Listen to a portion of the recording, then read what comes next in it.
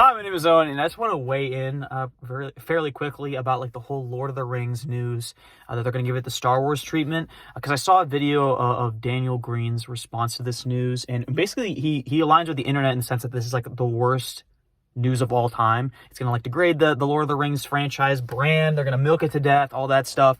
But I just found myself disagreeing with that entire mindset just in general. And I just want to throw out a couple of my immediate thoughts about the whole issue. So one of the arguments made against this idea is that like it's just a greed maneuver, right? They're just trying to get as much money out of like a well-known IP as possible.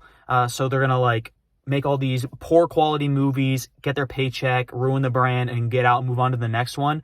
The reason why I don't think this is a negative for making the movies is like, newsflash, that's just Hollywood.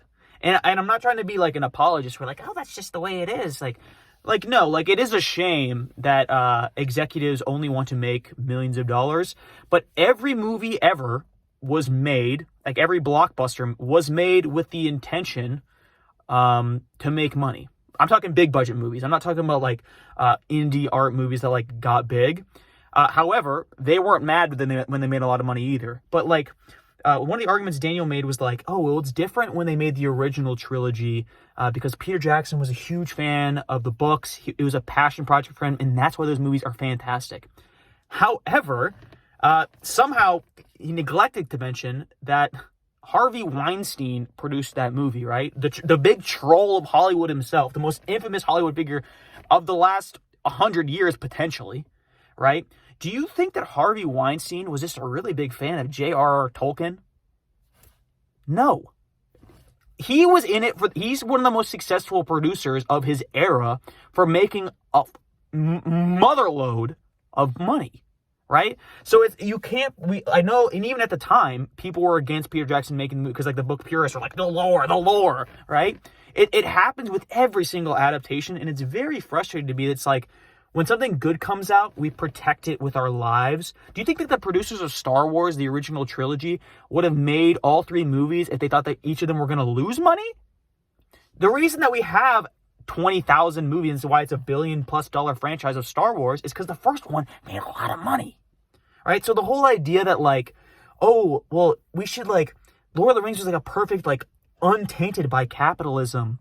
Like, it was already funded by the very Hollywood system you're claiming is like corrupting Lord of the Rings. Like, they built it, right? So that's just like, I just think it's a weird comparison to be like, oh, well, Hollywood's ruining Lord of the Rings when Hollywood itself and all of its bad aspects of Hollywood that we're trying to condemn is the thing that created it to begin with, right? And also the whole thing, like, listen, I'm not a huge Lord of the Rings guy, and I get like people are passionate about the lore, but it's very frustrating to me when people like can't compromise on stuff like lore, and they can't just like enjoy things in a vacuum, right? Because listen, when I first saw the news about the Lord of the Rings new movies, my first instinct was that these movies are going to be bad, right? Just because like that's like the Hollywood trend of like blockbusters and stuff like that.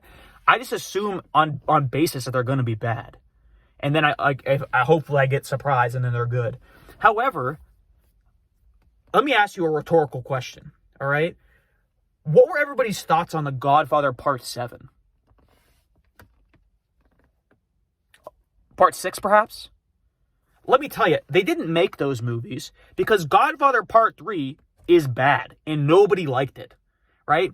Should they have made 3 parts? No, that was Hollywood greed coming in. But that's just like, the most important thing to make money in Hollywood, which is what Hollywood's all about, is about making money, is to make good movies.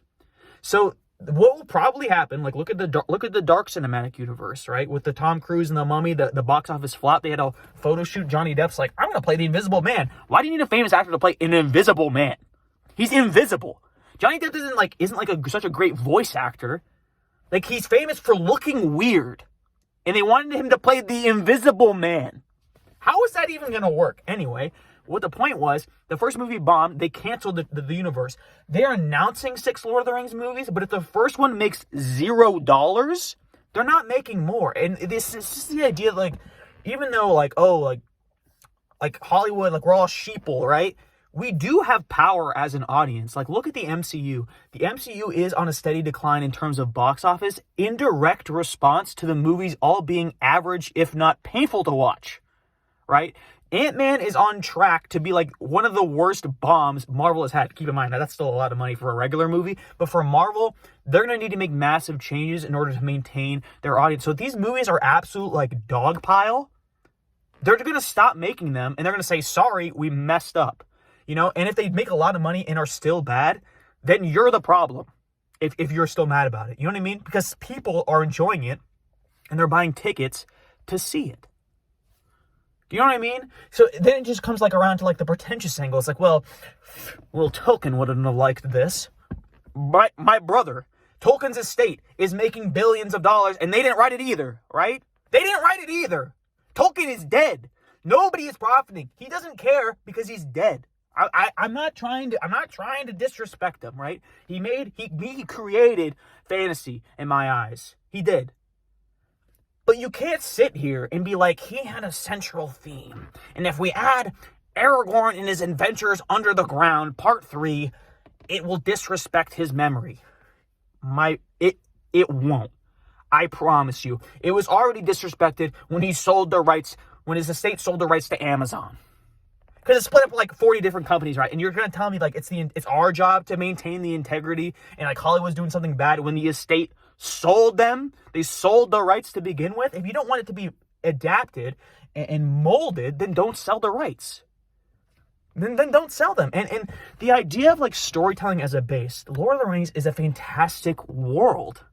So if we just want to keep it in a snow globe and put it away, like I see no problems if like doing interesting stories in this world. And it's like, oh, well, Tolkien wrote the entire history, therefore you can't add anything new. Why not? It's made up, guys. It's all made up. And if you're trying to sit here and tell me you can't make great stories in the Lord of the Rings universe if you're not Tolkien, you're just lying.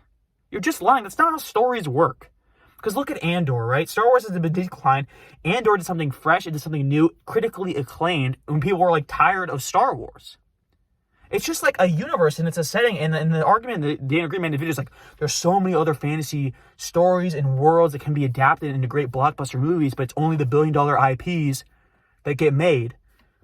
But it's like, why would they spend $400 million on something that they don't know if it's going to make money? Like, does that make sense? So no, like, they have to start somewhere, and all the billion-dollar IPs started out as nothing.